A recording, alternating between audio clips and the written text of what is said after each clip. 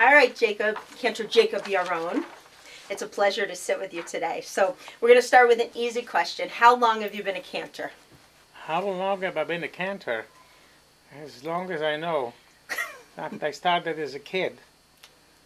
When I was 7 years old, I went to synagogue and was a very good cantor there, and I started to sing and kind of imitate him and all that, and he was very good. That was in Romania. In fact, he was here in the United States after a while, and I went to school, to high school, and then in 1949 I left Israel and I left Romania and I went to Israel, and I came there in 1950 and I stayed there for until 59, and in 59 I came to the United States. And I went to conservative in Israel, but I went to Mannes College of Music in New York, and then I did all kinds of jobs, and I sang at Carnegie Hall and this and that, and then I got a job in 69 I got a job at the community synagogue for 34 years, from 69 to 2003. Was that your first pulpit? That was my first Like reform complete. I had a few jobs out on the island, but seeing that I know Hebrew and I knew Hebrew from Israel and all that, I knew it was easy for me to learn the stuff. So this was your first full-time job? A full-time job. As an invested cantor? Full-time, yeah, at the community synagogue. And you yes. came here when?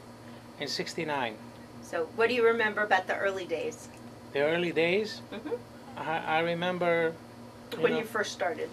I remember Rabbi Rosenberg was a wonderful, pleasant person, very learned, and anytime anybody could complain about me because I was teaching bar mitzvah kids, and I was very demanding of them to practice. I said 4 words a day keeps the cantor away. So you have to study 4 words a day, and I showed them how to do it, and to repeat every word 15 times, and 15 and 15, and do 15 together, and then 15, 15, 15 together, and then all together about 5-6 minutes, and you learn. And in the 34 years, all the bar mitzvah kids that I had, there was not one that fell on his face and made a mistake and all that.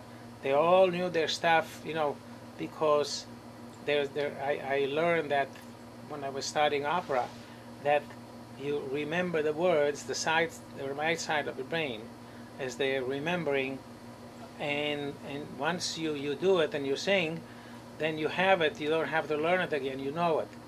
And the kids, they all knew the Torah portion by heart. What was your favorite job responsibility? What was your favorite part of your job, do you think? Well, I was working with a choir, and that was, I was teaching him some new songs and this and that, and I had a real, more people came. In fact, there was a small choir. There were like 8 people in the choir. So then every time somebody came and to do a blessing for the Torah and this and that, and I heard them Right. sing this, I said, you have a good voice. Would you like to sing in the choir? Well, I don't know. I said, yeah, you have a good voice. You'll enjoy yourself. So I got a lot of people coming into the choir. Do you feel like in America in general that the role of the cantor has changed? That it's different than when you first started? Well, it depends on the cantor. See, I studied to be a rabbi. In 2001, a friend called me and he says, "Can you lend me this and this book? And I know you have a big library." This, I says, "Why you do that?" He says, "Well, I'm retiring." And he says, and I'm starting to be a rabbi. I said, "Why? You hate your rabbi. Why do you want to be a rabbi?" He says, "Well, I'm retiring. Who's going to hire an old cantor? But the rabbi and a cantor, that's different." He says, "So I want to be able to make some money after I'm retired." So I said, "Gee, that's a good idea." How was your relationship with the congregants here? Very good. Yeah, I think so. Yeah. Like every time I come, oh, Cantor, how are you, Cantor? We're still happy to see you. Yeah.